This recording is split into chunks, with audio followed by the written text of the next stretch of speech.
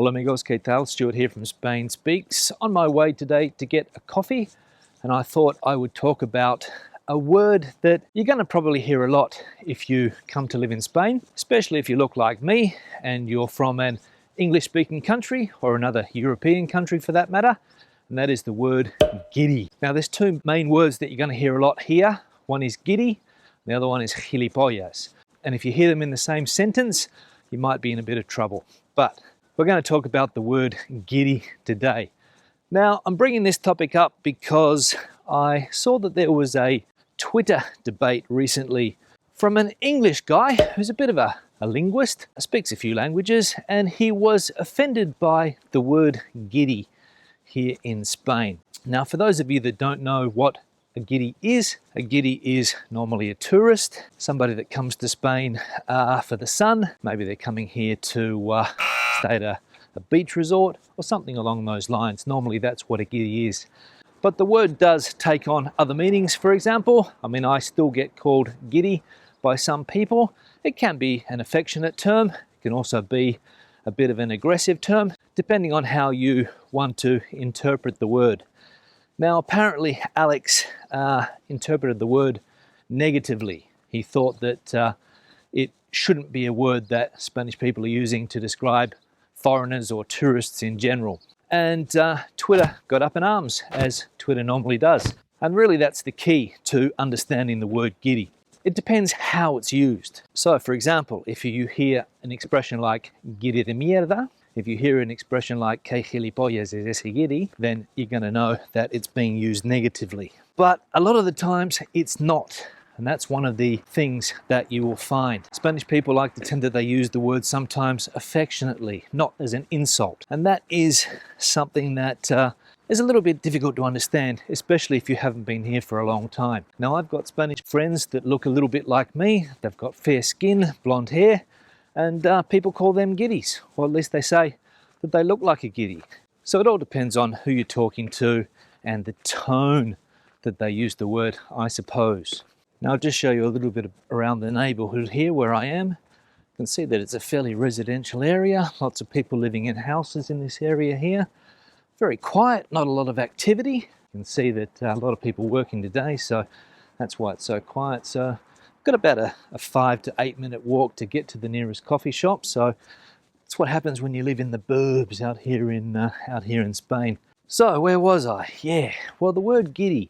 Now, the Spanish have a different concept when it comes to language, and especially using these types of words. Now, in English, a lot of words have been considered to be not politically correct.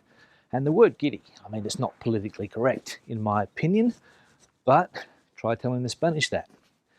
So, when I was a kid, we used to grow up with words that we describe people, like Italians, we had a name for Italians, we had a name for Greeks, we had a name for Chinese people. There was a name from people from Pakistan when they came to play cricket, for example. And all of those words have been weeded out of the English language, let's say. And if you use them nowadays, you are considered a racist or a bigot. So we don't hear these words too often. But here in Spain, you'll still hear a lot of people using words like giddy. You'll hear a lot of people using words like moro when they're talking about a person from Morocco or the north of Africa. So those things, in my opinion, still have a long way to go. Should Alex, the person in question, have been so irate about it? Well, I didn't really read the conversation because a lot of the tweets have been deleted, but I don't think he really needs to be so irate. You can't change these things overnight. There probably will come a time when using the word giddy will be something that Spanish people don't do as often. But for the time being, I think we're just going to have to live with it and, get used to it. Don't think that people are insulting you unless, as I said before, there comes an expletive adjective with it. But in general, there shouldn't be a problem. Another thing that I will say as well, that in a lot of the tourist areas here in Spain, there is a little bit of a negative feeling amongst some Spanish people because of the amount of tourists. So if you go to the Mediterranean coast, you can have a few problems, let's say, and you will hear the word giddy quite often. I remember once I was in a place called Alfas del Pi, There was a group of British people sitting there sunning themselves, a bit pink, and a group of young Spanish people went past and yelled out, "Cangrejo de mierda, guiris de mierda." And I remember that that was a bit offensive at the time, and it really stood out, and I still remember that to the day. It was about 10 years ago, but I still remember it.